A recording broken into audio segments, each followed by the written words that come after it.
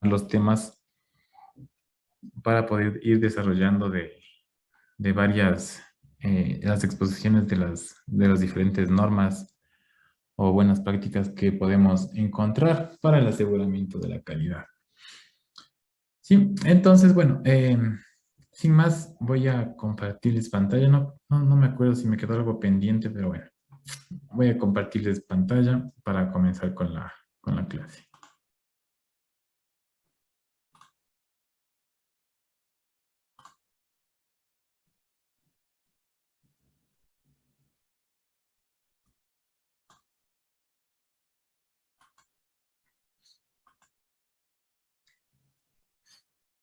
¿Me confirman si pueden visualizar, por favor?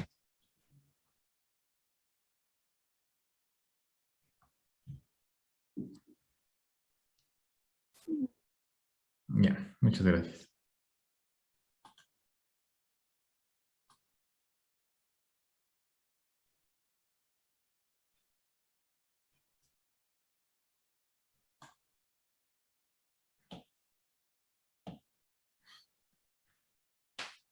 Bueno, chicos, me olvidé de grabar.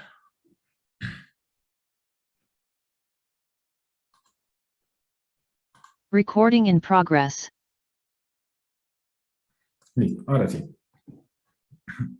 Bueno, en sí lo que nos resta revisar de lo que es el aseguramiento de la calidad del software es justamente el aseguramiento estadístico, ¿no? De la calidad del software. Como les hemos venido revisando cada una de las temáticas vistas anteriormente, lo vamos viendo por encima nomás, ¿no? Una introducción o los fundamentos en sí de cada uno de estos temas. Igual ya vamos a ver, por ejemplo, algo de las ISO y de Six Sigma como, como método estadístico para la calidad, no solo en software, sino que Six Sigma se lo utiliza en empresa, ¿no? En empresas grandes que en sí son de producción de diferentes productos, no solo enfocados a lo que es software. Bueno, y sin más, continuemos. Bueno, lo que corresponde al aseguramiento estadístico, tenemos que seguir algunos pasos. Este aseguramiento estadístico de la calidad, en sí lo que nos está, en lo que se centra es en una herramienta que ya la revisamos, que es el diagrama o el principio de Pareto. Entonces, para ello, nosotros tenemos que seguir una serie de pasos, ¿no? Para poder desarrollar este diagrama. Entonces, esos pasos, ¿cuáles son? Primero, lo que tenemos que hacer es recabar y clasificar la información, ¿sí? Recabar y clasificar la información en base a qué? A los errores y defectos que podamos obtener en el software que nosotros vayamos a verificar si tiene calidad o no.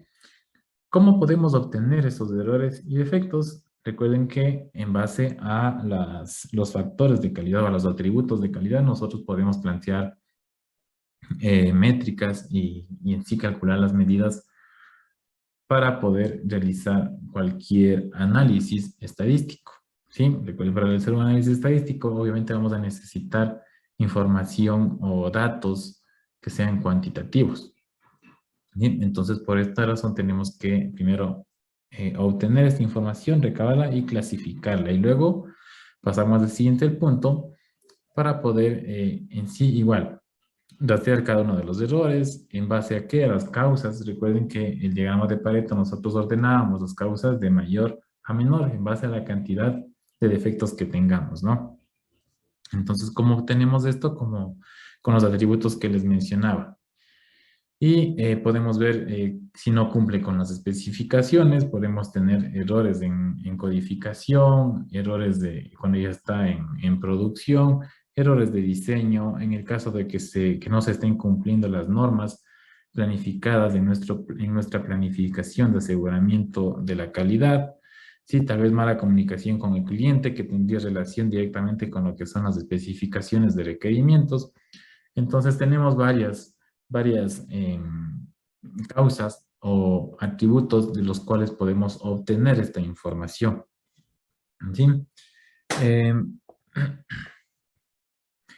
Luego, lo que tenemos que hacer ahora sí es lo que les mencioné, hacer uso de lo que es el diagrama de Pareto. Ya que tengamos toda la información o los datos cuantitativos, nosotros podemos comenzar a graficar. Entonces, hagamos un recorderis. El diagrama de Pareto lo que nos hacía es obtener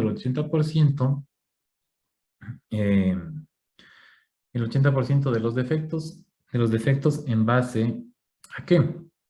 Era, recordemos, las causas que eran pocas y vitales va a abarcar el 80% de los problemas de las causas o defectos de un problema en específico, ¿sí? Y el 20% eran los pocos, pero triviales, ¿no? Que son de las causas, igualmente, del problema. ¿Sí? Entonces, recordemos eso en lo correspondiente al diagrama de Pareto. Sí, luego de que ya hacemos este análisis, hacemos la tablita del diagrama, graficamos este diagrama, analizamos, nosotros tenemos que corregir, obviamente, las causas que son las vitales, ¿no? Que es del 80%. Sí, pero siempre de estas causas del 80% tenemos que analizar las que más impacto puedan tener dentro de nuestro software, ¿sí? Enfocándonos a software directamente.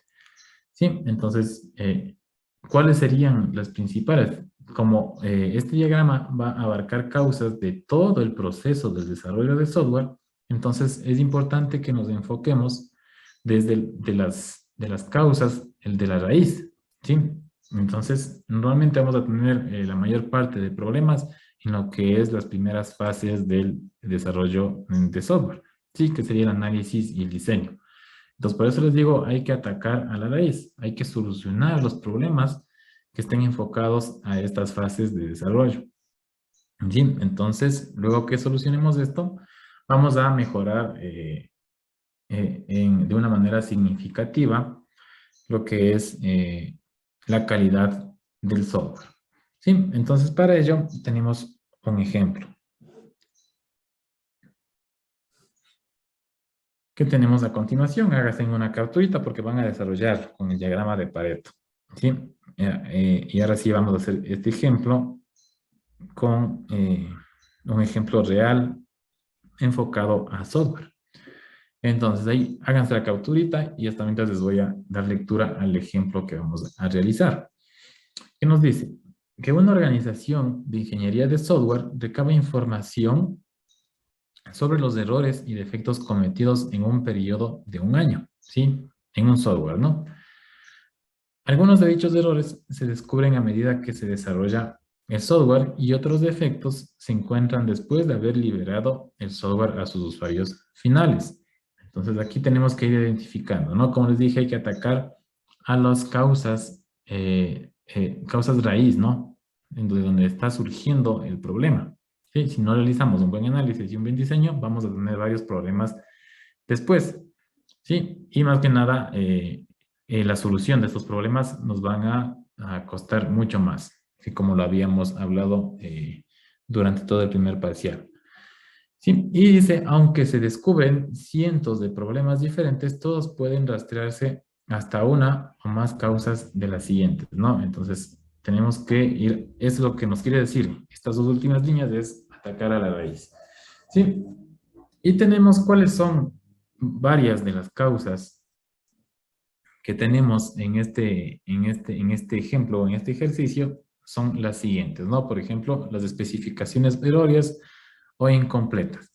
Y junto a cada una de estas causas tenemos una abreviatura a cada una de estas causas para poder graficar más fácilmente, ¿no?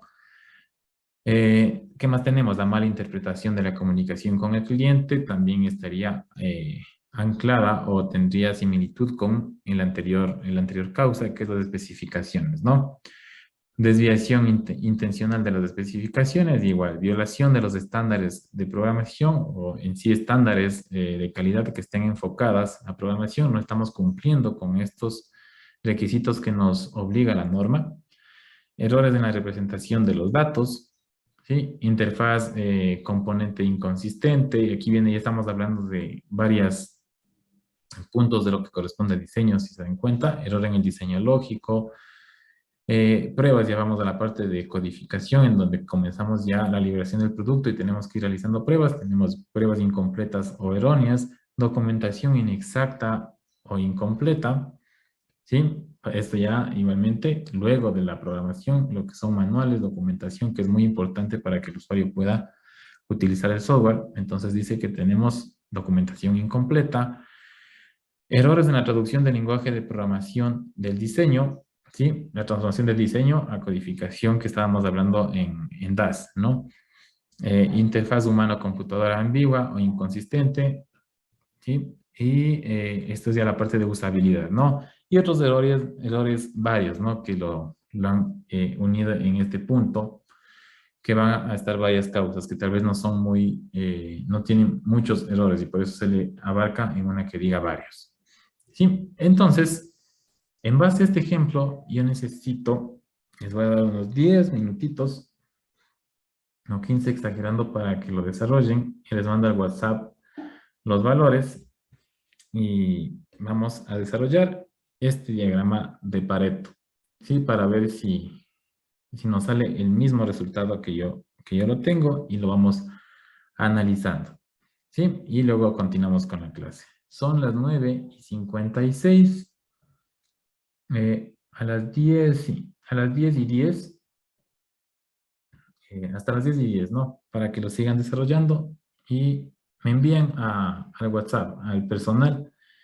Las primeras 5 personas que hayan terminado les pongo participación. Como es un poquito largo, les pongo doble participación del día de hoy a las personas que terminen y me envíen la fotografía de este diagrama. ¿Sí? Entonces desarrollemos, chicos, por favor, hasta las 9 y hasta las 10:10.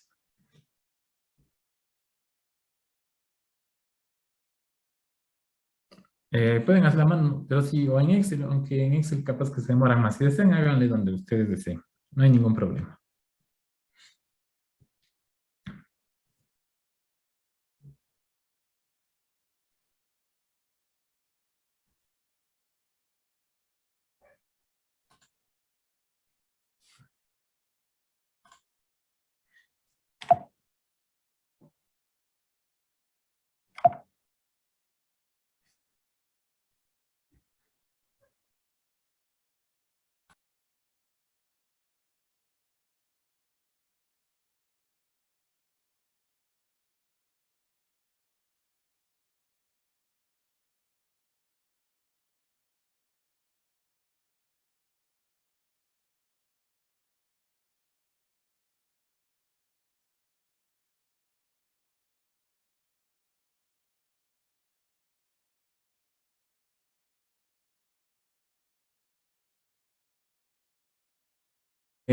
Bueno, sí, yo les acabo de revisar en lo que han realizado, ¿no? Entonces, veo que sí se ha comprendido lo que fue el diagrama de Pareto, ¿no es cierto?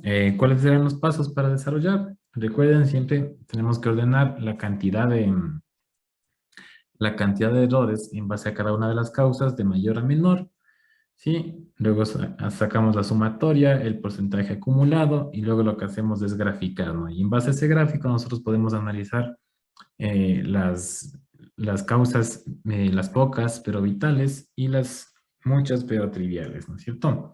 Entonces, aquí tenemos en sí un ejemplo que ustedes ya lo debieron haber eh, identificado, ¿sí? En base a los términos que vimos en la anterior diapositiva, ¿no es cierto? Era nada más para que no se pueda, para no confundirse, entonces, o que salga el gráfico muy grande y nos esté estorbando tanto texto de cada una de las causas. Entonces ahí tenemos cada una de las abreviaturas.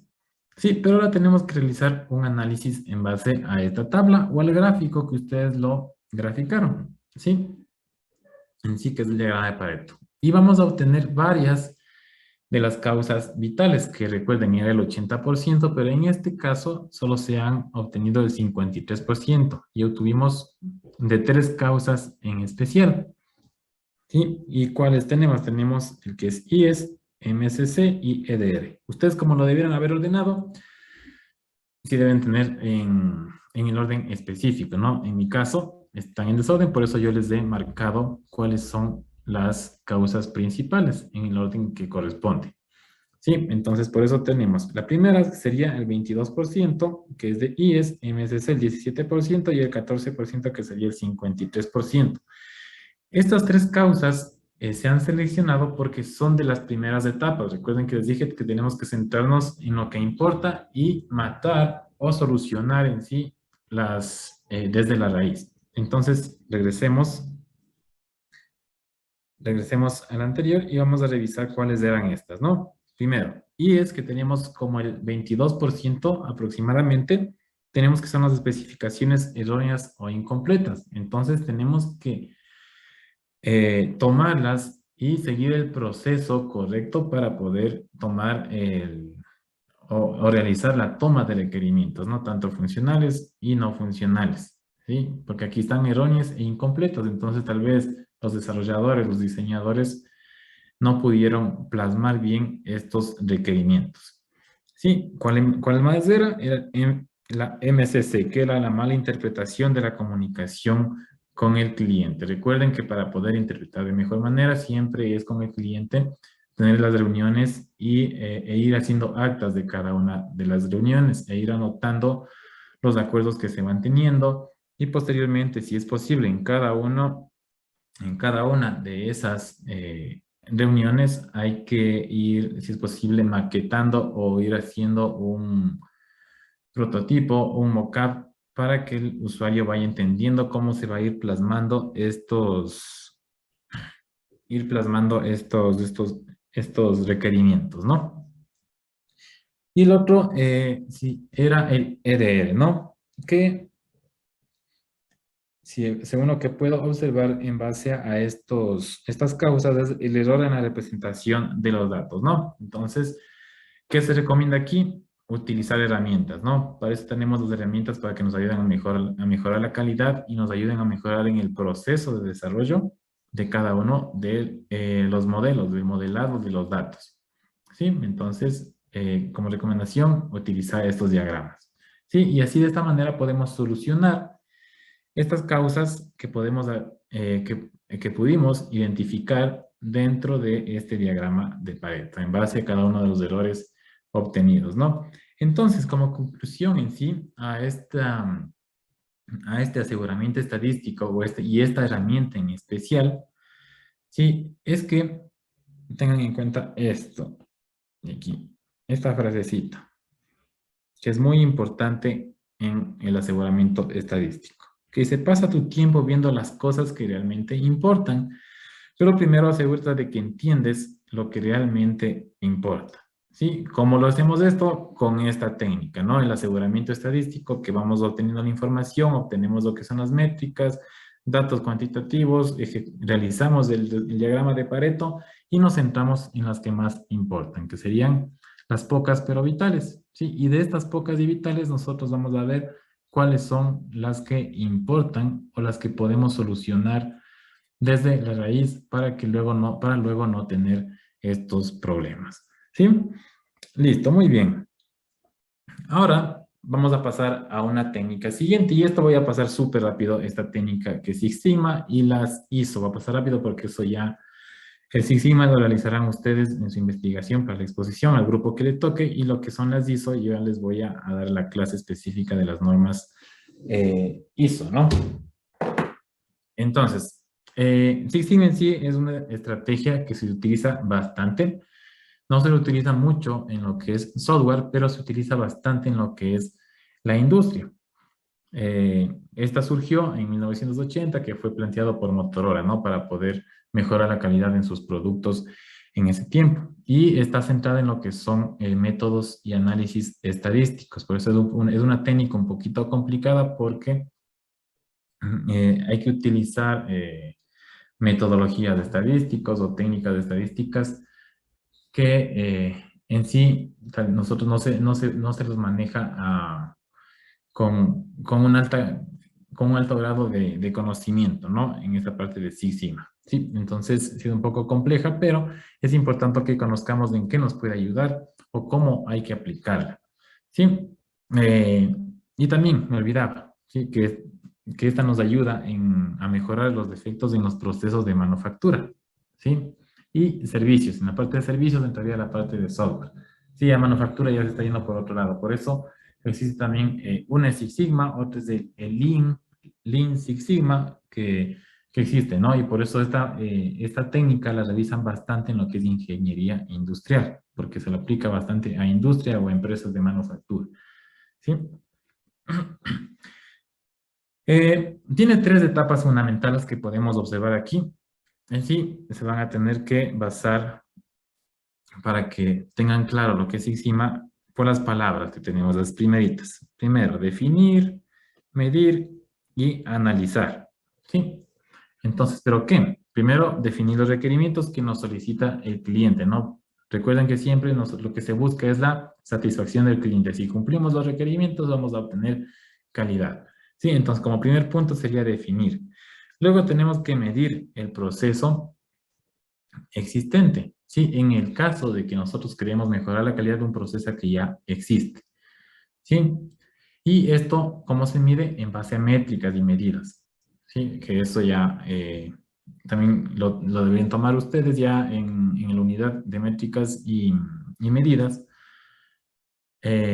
Ustedes se plantearían fórmulas que van a encontrar para poder aplicar, porque existen N cantidad, varias fórmulas en base a los atributos de calidad, van a encontrar muchas fórmulas para poder aplicar y obtener estos medidas o métricas para obtener la calidad en el software. Luego, lo que hay que realizar es analizar estas métricas, ¿no?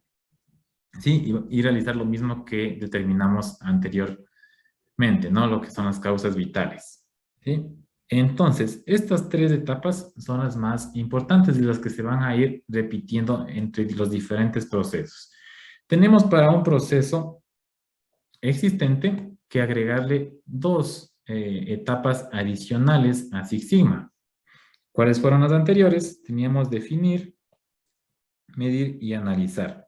Sí, para un proceso existente tenemos que agregarle mejorar y controlar. Sí, que tenemos que mejorar el proceso porque ya existe. Sí, ya existe este proceso, no es un proceso nuevo. Y luego de que mejoramos tenemos que ir controlando, ¿no? Para mí, ¿se les hace conocido este proceso tal vez o no? Algo que lo que les mencioné, que casi todas las normas aplican un ciclo, que es el ciclo de Deming, ¿no? Entonces, ya nos vamos verificando y vamos viendo la similitud y en qué están basándose cada una de las normas que irán viendo. ¿Sí? Entonces, siempre en estas normas van a aplicar este ciclo de Deming, ¿no? El plan, do, check, act, ¿no? El planificar, hacer, revisar y controlar. ¿Sí? Entonces, aquí vamos viendo que en estos procesos, por ejemplo, en Six Sigma, van teniendo similitudes, ¿no? En este que podemos observar es lo que es en un software existente y ahora para un software o un proceso que sea nuevo, entonces en vez de estos dos últimos, lo que vamos a reemplazar es el de diseñar y verificar porque es un nuevo proceso. Entonces seguimos con estos tres primeros que son definir, medir y analizar, y luego agregamos lo que es diseñar y verificar. Sí, en el caso que diseñamos un proceso, y luego lo que hacemos es verificar este proceso planteado, ¿no? Eso es lo que el Six Sigma o esta norma de calidad o, sí, o esta metodología para poder obtener lo que es la calidad. Sí, muy bien. Ahora, ¿qué entienden ustedes por confiabilidad del software? Alguien que quiera participar. Que no se pueden revelar los datos que uno da. ¿Quién habló? Es que, David Arcos dije. ya. A ver, ¿me repite, por favor? ¿Que no? Que el sistema no va a compartir a terceros los datos que uno se brinda, los datos personales. Ya. Y por ahí ya Sócrates quieren. Déjeme abrir el listado de participantes de aquí en Zoom.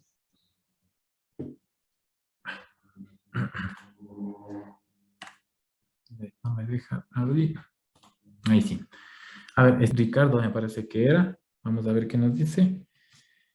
Sí, sí, entiendo por confiabilidad una aplicación que sea robusta a errores, que permita seguir trabajando a la persona sin interrupciones. Listo. Sí, en sí, cada uno de los puntos que nos van nombrando los compañeros se están enfocando un poco. Uno, a lo que es seguridad que nos dijo David, que nos habló de la información. Entonces, que tengamos nuestra información, que tenga integridad de la información, ¿no es cierto? Y otro que nos habló Steven y Ricardo es lo que corresponde a fallas, ¿no? Que el usuario puede utilizar el software sin la probabilidad de que existan fallas, ¿sí? Entonces, estos puntos son los más importantes en la confiabilidad de software y es lo que podemos verificar en esta diapositiva, ¿no? Que es la probabilidad de que un programa pueda operar sin fallas, ¿no? Por un tiempo específico. Sí, y aquí nos dice qué es lo que significa una falla, que es la falta de conformidad con los requerimientos del software. ¿Sí? Entonces aquí estamos hablando específicamente de lo que son las fallas y luego hablaremos de lo que es la seguridad, que son dos puntos muy importantes en lo que corresponde a confiabilidad y también sería a lo que es disponibilidad, porque en el caso que ocurre una falla, pierde disponibilidad el producto de software, ¿no? Tenemos algunas fórmulas, ¿no? Primero, podemos calcular aquí fórmulas para tener métricas de calidad, que es el tiempo medio entre fallas, ¿no?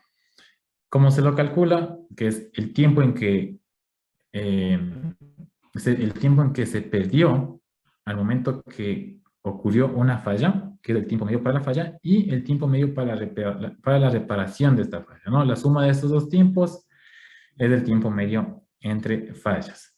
¿Sí? Esa es una de las fórmulas para poder calcular o tener una métrica de lo que corresponde a confiabilidad. Sí, otro tenemos las fallas en el tiempo, que es FET, ¿sí? Que en sí es como que una unidad, ¿sí? Una unidad de medida. Que un FET es equivalente a una falla en cada 1.000 millones de horas de operación. Sí, puede ser de software o puede ser de, en sí de, yo que sé, de una maquinaria o de algún producto que necesitemos identificar cuando exista un fallo. ¿Sí? Y finalmente, algo que es importante también analizar es la disponibilidad. Que en sí la disponibilidad, ¿cómo sacamos la probabilidad de que un software esté operando de acuerdo a los requerimientos del cliente? Es de esta manera, con esta fórmula, ¿no? Que es el tiempo medio por falla, que es lo que vimos anteriormente, el tiempo desperdiciado al momento que ocurrió una falla, dividido para el tiempo medio para la falla más el tiempo medio para la reparación. Y esto lo multiplicamos por 100 y tenemos la probabilidad de que un producto de software pueda fallar.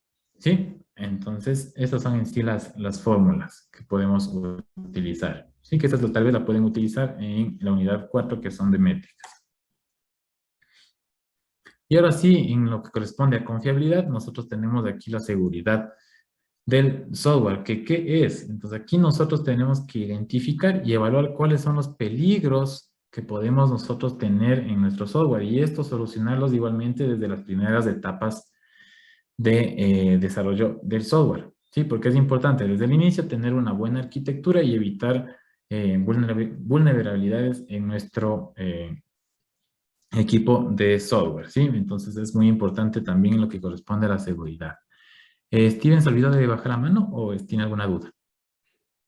Ah, ya se olvidó. Listo. Y a continuación tenemos algunas técnicas que se pueden utilizar para poder analizar las vulnerabilidades en nuestro software, ¿no? Que vamos a poder obtener fallas, vamos a poder obtener causas, por lo cual no tenemos una buena seguridad dentro de nuestro producto de software. Entonces, estas técnicas pueden ser el árbol de fallas, que sí lo vimos, bueno, en este caso no como árbol de fallas, sino que vimos como el diagrama de árbol, ¿no? Que sería algo similar. Lo que es de lógica en tiempo real, modelos de redes de Petri, que también no sé si lo han utilizado. Sí, y tenemos otras herramientas que se les pueden ir utilizando, ¿no? Entonces, existen muchas herramientas. Nosotros les hemos visto algunas, tal vez las más importantes, pero conforme vamos necesitando y realizando estos análisis, se pueden ir revisando qué técnicas o herramientas se pueden ir utilizando. Sí, y bueno, lo que les mencioné, ¿no? Una vez identificados hay que solucionarlo y siempre desde el inicio de las fases del desarrollo. Ahora, entramos a lo que son las normas de calidad. Por ejemplo, tenemos la ISO 9000. En esto no me voy a demorar porque esto ya hablaremos en próximas clases. Ya sabemos que esta es una organización que nos plantean unas normas o requerimientos para poder obtener calidad, no solo en un producto, sino que en un proceso. Las 9000, la familia de las 9000 son las justamente del sistema de gestión de calidad. Entonces aquí abarcaría para cualquier ámbito, no solo para software. ¿Sí? Nos dan diferentes pasos a seguir para poder certificarnos y para poder lograr la calidad en nuestros procesos, ¿no? Entonces siempre está incluido aquí, yo que sé, planeación, tenemos que tener el control de la calidad, tenemos que medir cada uno de nuestros procesos si están correctamente y luego realizar pruebas o si en sí sería revisiones y auditorías, ¿no? Tanto internas como externas y así poder obtener la calidad en nuestros procesos. ¿Cuáles son los pasos o más que nada los requerimientos que nos obliga esta ISO para poder certificarnos? ¿Sí? Antes de este paso 1, siempre es importante realizar auditorías internas, ¿no? Porque no podemos lanzarnos de una a realizar una auditoría interna, externa, perdón. ¿Cómo lo podemos ver en el paso 1? ¿Sí? Entonces siempre tenemos que realizar con nuestro equipo o con todo el equipo de nuestra empresa ir realizando auditorías internas e ir informándonos por las páginas oficiales de las ISO cuáles son los pasos a seguir. Y cuando nosotros creemos que ya nosotros tenemos todos los pasos o realizamos consultorías con otras empresas para poder obtener esta norma de calidad, entonces ahí sí nos lanzamos, ¿no? A los auditores externos para que ellos realicen la revisión de nuestro sistema de gestión de calidad en nuestra empresa, ¿no? Y verificar si cumplimos o no. Luego de que ya verifican esos auditores externos, pasamos al paso 2, ¿no? Que es si tenemos ya un registro exitoso, cumplimos con todos los requerimientos, entonces nos extienden un certificado que cumplimos con las ISO 9000. Entonces, en base a esto ya nada más hay que posteriormente realizar auditorías semestrales para que se mantenga nuestra certificación en nuestra empresa, ¿no? Siempre es importante que esos procesos sean continuos, igualmente hay que hacer continuamente nosotros auditorías internas para ir analizando el estado de nuestro sistema de gestión de calidad y no perder esta norma, ¿no? O esta certificación en nuestra empresa. Sí, y finalmente, lo que más nos importa o nos interesa es el plan de ACS, que es el proyecto de este parcial. ¿Sí? Entonces, vamos a revisar este plan. Solo vamos a ver los pasos a seguir. Que ya vimos algo de este plan, ¿no? Entonces aquí, ¿qué es lo que nos proporciona la planificación del aseguramiento de la calidad del software? Sí, nos proporciona un proceso, un mapa de ruta, nos dice aquí, para poder lograr o asegurar, garantizar, ¿sí? La calidad de nuestro software, ¿sí? De nuestro proceso, ¿sí? O de algún software en específico. Sí, esto puede ser desarrollado tanto por el equipo o por un grupo de ACS, que ya vimos que hacía un grupo de ACS, ¿no? Puede ser integrado por personas internas y externas, ¿no? Si no puede realizarlo esta planificación o este plan, nuestro equipo que está dentro del área del desarrollo de software, ¿sí? O de TI. ¿Cuál es esta estructura? Y es recomendada por la IEEE. ¿Sí? Si quieren conocer un poco más de lo que es esta norma, pueden acceder y buscar en internet la norma IEEE, la 720, si no me equivoco, ¿sí? O la 720 o la 30, ¿sí? Que es del año 2002. Entonces ahí tenemos todos estos pasos para poder, no pasos, sino ítems que debe cumplir nuestro plan de aseguramiento de la calidad. Entonces, entre ellos tenemos aquí que tiene que tener un propósito, ¿no? Obviamente, el propósito va a centrarse en mejorar la calidad de nuestro producto. ¿sí? ¿Hasta dónde va a ser el alcance? ¿Sí? ¿Qué nomás va a abarcar nuestro plan de ACS? Luego vamos a ir describiendo cada uno de los productos. Sí, recuerden, ya les voy a mostrar el mismo ejemplo que les enseñé en la anterior clase, en el cual teníamos ahí sí todo, ¿no? Que partíamos desde el análisis de requerimientos, diseño, codificación, que nomás tienen que cumplir algo similar a lo que son las políticas. Sí, que esto vamos a ver si nos abarcamos en el taller de la siguiente clase, en la parte de políticas, para poder tener un software de calidad. ¿Sí? ¿Qué más tienen que tener? Normas. Aquí prácticas, buenas prácticas para el desarrollo, metodologías. Aquí esto tiene que ir todo esto lo que vamos a utilizar. ¿Sí? Mi software tiene que cumplir con las ISO 9000. Tal vez mi software tiene que cumplir la ISO 27000. ¿Sí? Entonces, eso es lo que tengo que ir colocando en mi planificación. ¿Qué nomás voy a utilizar y qué nomás tienen que ir cumpliendo mi equipo de desarrollo? ¿Sí? El paso a paso. ¿Sí? Entonces, tengo que desarrollar en base a la norma tal, en base a la buena práctica de programación. Tiene que tener, yo qué sé, se me fue el nombre, algunas partes de lo que es el código limpio, y se me fue el nombre. No, bueno, ya si me viene ya les digo. Y lo que son, por ejemplo, también ya acciones y tareas de lo que se va a cumplir dentro de la CS, las revisiones, las auditorías. Entonces, cada uno de los pasos, ¿no? Tenemos aquí en este documento. Sí, qué herramientas voy a utilizar, los procedimientos. Esto es muy importante, el paso 6 que podemos observar aquí. Sí, que siempre les vengo nombrando aquí. ¿Cuáles son los procedimientos a seguir dentro de lo que es la configuración, la administración de la configuración del software, ¿no? De la gestión de cambios, de la gestión de versiones? Entonces, ¿cómo voy a seguir estos procedimientos? Sí, ¿qué más? Aparte de lo que es seguridad, ¿sí? Tenemos en el paso 7. Sí, y finalmente el paso 8, que son los roles y responsabilidades que van a cumplir mi equipo dentro de lo que es la calidad del software. ¿Sí? Esto en sí es todos los puntos que debe cumplir mi plan de aseguramiento de la calidad del software y es el que tienen que ustedes desarrollar. Ahora, les voy a mostrar algunos ejemplos en los cuales se pueden basar. Bueno, ya les nombré el principal y eso ya les voy a habilitar en la plataforma, ¿no? Bueno, y aquí tenemos el primero que les coloqué igualmente en la plataforma es el que les recomiendo en el que se basen. Aquí van a tener bastante información o cómo basarse o utilizar bastante información de aquí también, ¿sí? Para su plan de aseguramiento de la calidad. Ustedes se van a plantear una empresa, si no me equivoco, en el proyecto, ¿sí? De desarrollo de software, y ahí ustedes tienen que ir definiendo qué nomás va a ser, cuáles van a ser sus controles de calidad para el desarrollo de sus productos. Sí, entonces aquí tienen un ejemplo bien grande, sí, en el cual pueden basarse. Entonces aquí tienen, bueno, primero el historial de revisiones, ¿no? De este plan, el desarrollo del plan, y aquí tienen los cambios que se van realizando, ¿no? Con fecha y versión. Pero bueno, esto no nos interesa mucho, lo que vamos directamente al formato.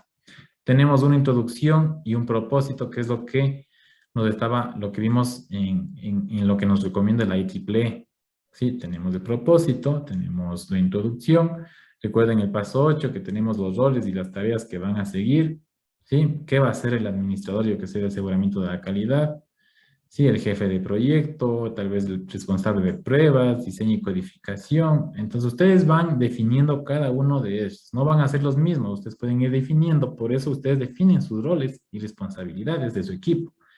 ¿Sí? Entonces, estos son solamente ejemplos que ustedes pueden irlos tomando, ¿no? Y cada una de las actividades que ellos van a cumplir. Sí, ahí tenemos como primer punto. Sí, luego tenemos ya el enfoque a cada una de las fases. Tenemos la ingeniería de requerimientos, qué nomás, cuál va a ser el alcance y qué nomás se va a cumplir en esta fase.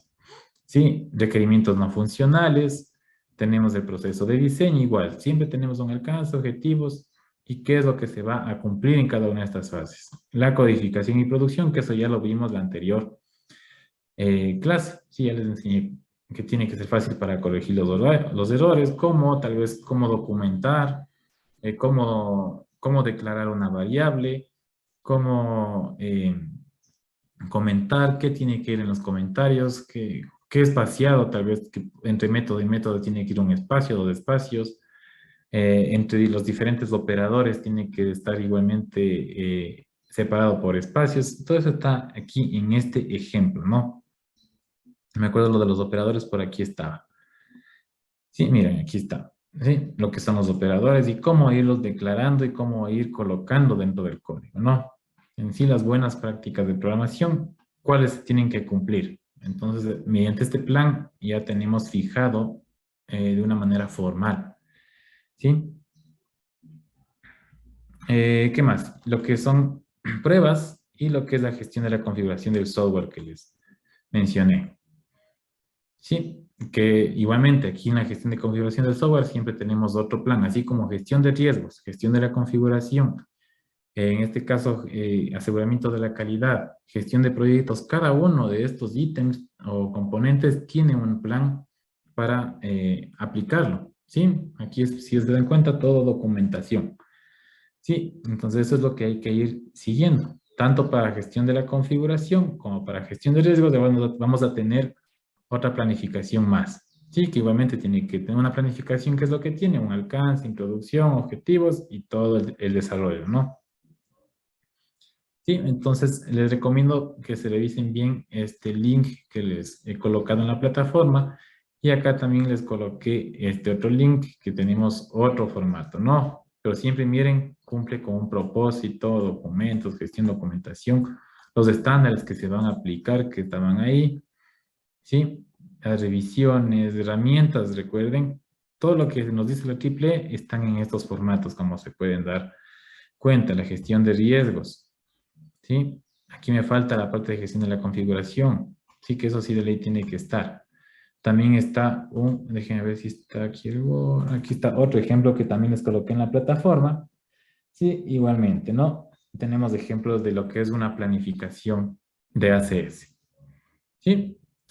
Eso en sí, chicos, es la introducción.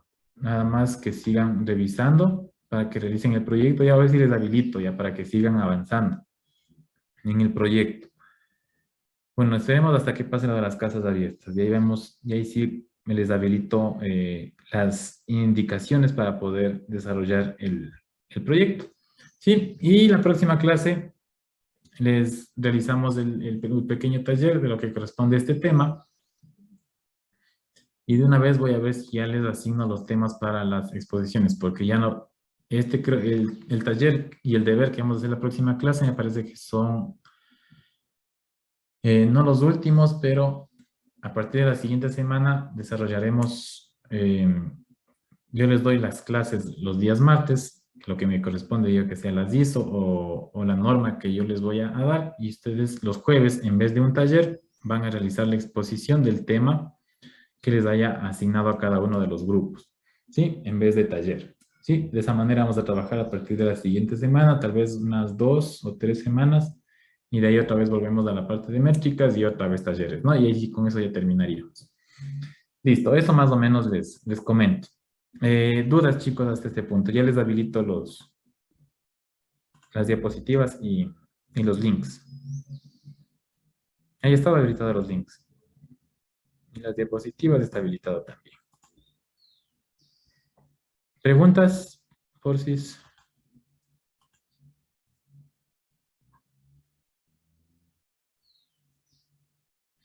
Listo, chicos. Si no hay ninguna pregunta, entonces nos veríamos el día jueves con ustedes en gestión de calidad. Listo. Que tengan un buen día, chicos. Nos vemos el jueves. Hasta luego. Está bien, ingeniero, hasta luego. Recording